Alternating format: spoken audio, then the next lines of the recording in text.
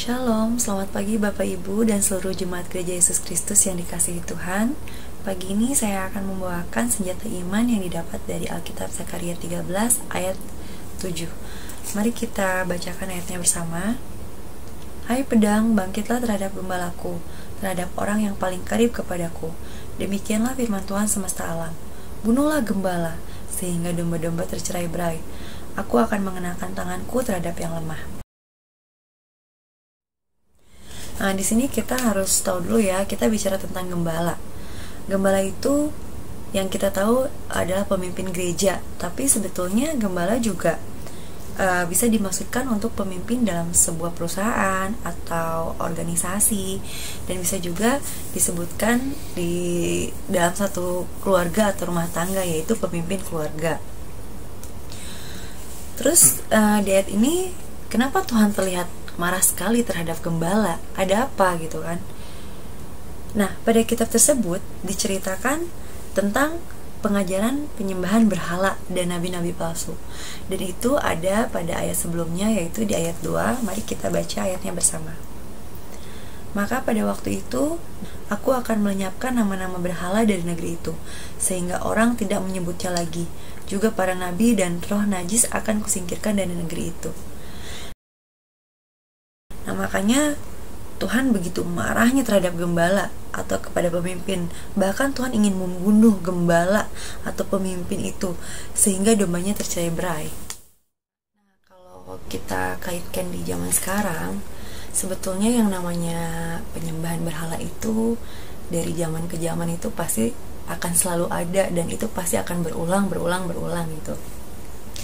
Kita ambil contoh aja, yang paling gampang, misalnya di dalam satu keluarga ya, dalam kehidupan sehari-hari ada yang namanya gembala keluarga atau pemimpin keluarga.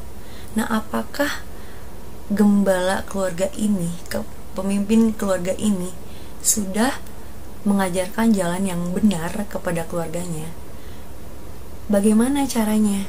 Ya, caranya dengan mengadakan mesbah keluarga gitu kan.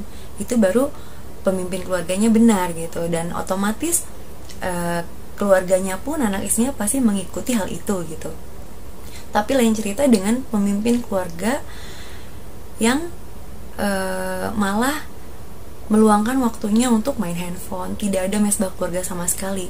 Nah, ini bisa juga salah satu contoh berhala ya, karena yang waktu yang seharusnya dipakai untuk mesbah keluarga ini malah dipakai untuk main handphone gitu, atau main game dan lain-lain. Nah, ini yang gak boleh sama Tuhan. Pastinya Tuhan bakalan marah gitu kan. Waktu yang diberikan ke Tuhan harusnya lebih banyak, ini malah untuk main handphone gitu. Banyak orang berpikir bahwa pernikahan itu adalah hanya sekedar penyatuan dua orang menjadi satu. Tapi perhatikan baik-baik, penyatuan itu meliputi tubuh, jiwa, dan roh. Kesatuan tubuh terjadi karena hubungan seks. Kesatuan roh terjadi karena satu Tuhan, satu baptisan. Tapi pertanyaannya, bagaimana dengan membangun kesatuan dalam hal jiwani? Di situ ada pikiran, perasaan, dan kemauan.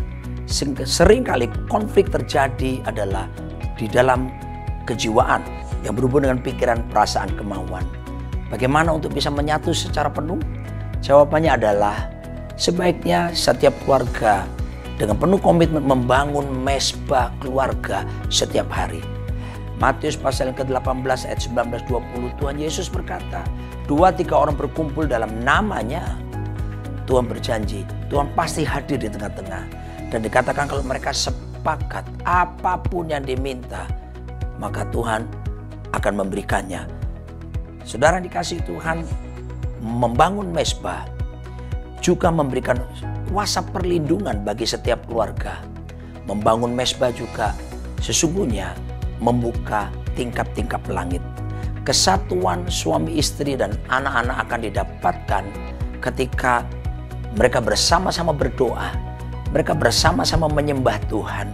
Dan apa yang terjadi? Kita bisa menggunakan otoritas nama di atas segala nama, Tuhan Yesus Kristus, untuk menyingkirkan segala penghalang berkat. Dan bahkan di dalam mesbah keluarga kita bisa bersama-sama untuk membaca, merenungkan firman Tuhan. Dan firman Tuhan berkata bahwasanya kemerdekaan sejati, Yohanes 8 ayat 32, karena mengetahui kebenaran. Barang siapa mengetahui kebenaran, kebenaran akan memerdekakannya. Hidup dalam kemerdekaan karena tahu kebenaran. Tahu dulu baru merdeka. Tidak tahu berarti tidak merdeka. Mari berdisiplin bersama-sama. Dan mulailah dari seorang suami, karena Anda adalah kepala, Anda imam, nabi dan raja di dalam keluarga. Ketika Anda memulainya bersama istri dan juga anak-anak Anda akan lihat bahwa atmosfer kerajaan sorga akan menjadi nyata dalam hidup rumah tangga Anda. Sorga tidak jauh, sorga dimulai dari keluarga. Tuhan Yesus memberkati.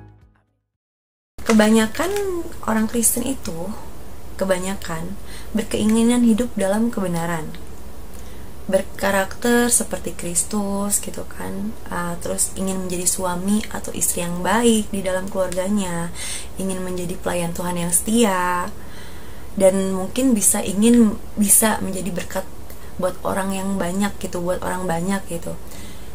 Dan semuanya ini adalah keinginan yang baik sih gitu. Cuman masalahnya satu,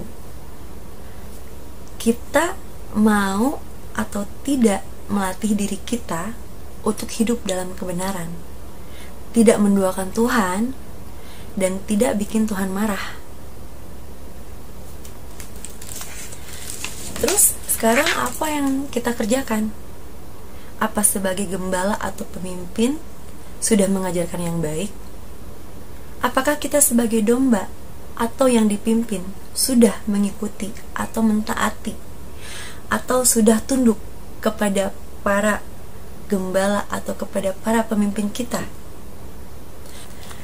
Melalui firman ini kita harus belajar, baik itu gembala atau pemimpin ataupun kita sebagai domba dan yang dipimpin, untuk kita bisa saling mengingatkan dan saling menghargai, tidak menjatuhkan, juga jangan sombong dan harus punya rendah hati. Nah, kita juga harus bergantung kepada Tuhan, jangan bikin Tuhan kita marah, dan juga jangan mengabaikan diri kepada segala sesuatu yang di luar Tuhan dan menjadikan itu semua berhala atas kita. Terima kasih semuanya, kiranya Tuhan memberkati kita semua melalui firman ini. Tuhan Yesus memberkati.